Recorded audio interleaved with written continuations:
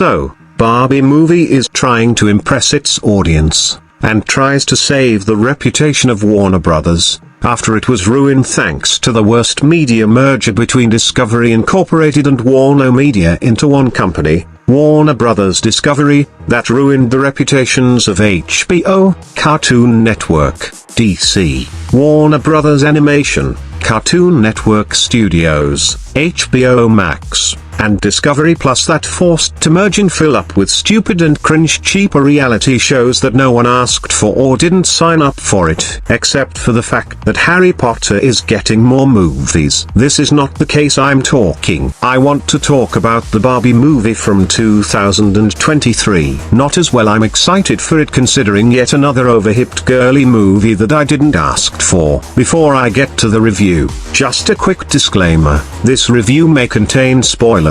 How did I go to watch Barbie, only to have seen a mildly depressing, unnecessarily deep movie saturated with politics and talk of mental health? The plot made no sense. For someone who has grown up and loved watching all the classics, it was a disappointment. Most women like to watch feel-good chick flicks as an escape from reality, and for the same reason, girls like to watch Barbie. But it was nothing like that, and instead I left the cinema feeling literally depressed. As a little girl, not a single part of me thought the old Barbie movies presented a Barbie who wasn't a strong figure. And yes, you can be strong while being in love. The way the movie was filmed was truly a work of art, but the plot made no sense despite them trying to constantly spoon-feed it to us. In Barbie Land, the women, the Barbies, are in charge and have everything, while the men, the Kens, are nobodies with absolutely no power and are treated like nobodies. They don't even have houses. When Barbie enters the real world,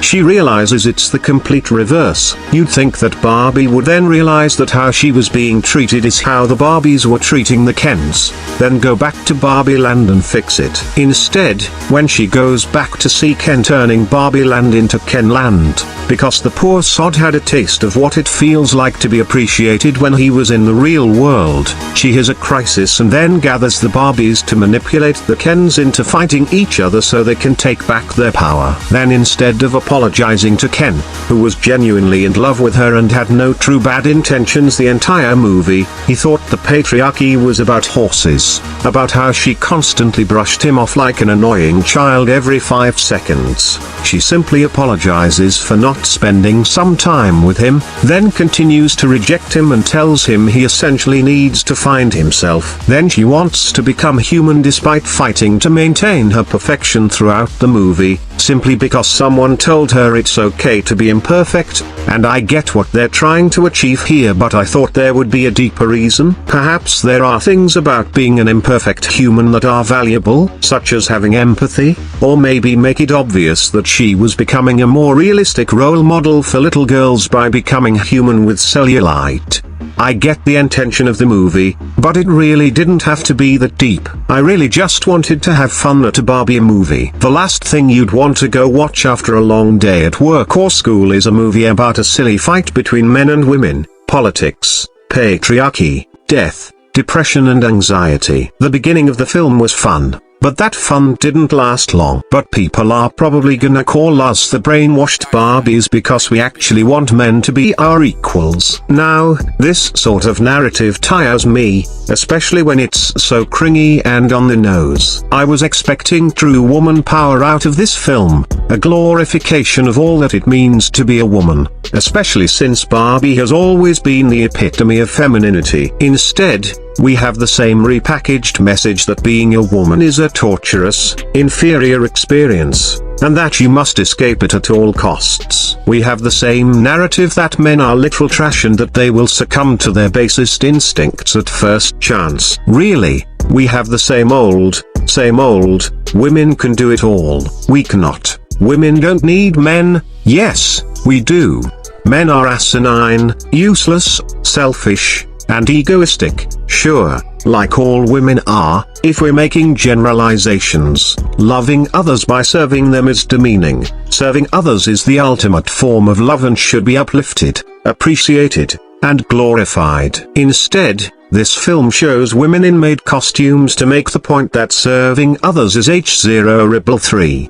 11. We were supposed to get a visceral reaction to this image of women as maids, and I did, because it was so artless, cringy, and reductive, and make the connection that the patriarchy enslaves us. What the patriarchy does is simply split labor, men outside the home, women within. Is that inherently bad, or does it simply make sense based on men's and women's distinct strengths? At least historically, we must question. You will likely have a different answer than I. I liked some of the messages at the beginning, namely that women are so often subject to imposter syndrome. That was beautiful, but then later on the film takes it upon itself to trample men to uplift women. I did not feel uplifted. I felt betrayed and pandered to, except I was the wrong crowd. It ignores the hardships of being the dominant sex, being expected to achieve, perform, earn more, lead, provide, protect, wear an emotionless facade. In some respects, women have it easier than men. When America Ferrera, whom I just want to say I adore, was doing her monologue on how it sucks to be a woman due to what's expected of us, all I could think was, yes, there are certain expected behaviors of both women and men. It's called basic public decency and decorum. For instance, men are expected to be dominant and aggressive, but not so aggressive as to be frightening. Men are expected to hide their emotions, but not be emotionless brutes. If we started on this route, we could pick apart just about anything. This sort of monotone, flat representation of our complex human experience works well to get a crowd fired up, but it's ultimately reductivist. I walked away feeling like the director thought I was stupid. I'll put a 3 out of 10. Such a failure to save the reputation of Warner Brothers after it was ruined thanks to the worst media merger between Discovery Incorporated and Warner Media into one company, Warner Brothers Discovery, that ruined the reputations of HBO, Cartoon Network, DC, Warner Brothers Animation, Cartoon Network Studios, HBO Max, and Discovery Plus, that forced to merge and fill up with stupid and cringe cheaper reality shows that no one asked for or didn't sign up for it. But I hope I'll be looking forward for the day the Earth blew up, a Looney Tunes movie, which was a shame that they didn't feature Bugs Bunny. I was glad it featured Daffy Duck, Porky Pig, and Petunia Pig as the main characters. I'll also hope to look forward for a new Minecraft movie, and even a new Bugs Bunny movie, or even other new movie projects from Warner Brothers that will come out in a future. Even from other studios: Lil Disney, Paramount, 20th Century Studios, Universal. But despite its catastrophic chaos that caused by a greedy cheapskate of a CEO of Warner Brothers Discovery, Warner Brothers doesn't give up and continues to focus on its new ideas. Especially a new Formula One movie. Although I'm not interested in Formula One, I'm still looking forward to it.